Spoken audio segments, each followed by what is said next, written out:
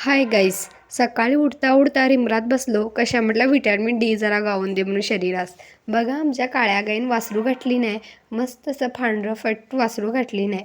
गाईस पाणी तीन दिल्यान अप्पान आणि सांजेडे तीच जरा पोटास खाऊच दिले.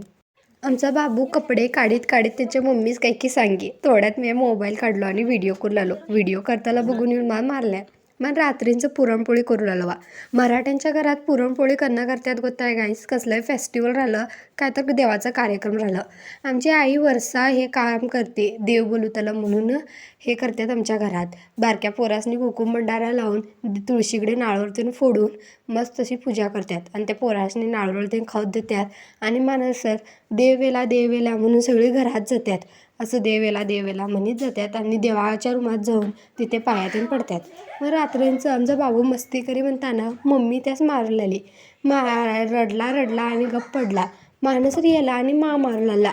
मी माझ मारताला बघून आमची मम्मी गेली त्याच पळून आणि तिकडे जाऊन मारू लागली पडला. तो घुसला चादरात घुसला म्हणून मम्मी काय मारू नये. आजचं ब्लॉग बरं असलं लाईक अँड सबस्क्राईब.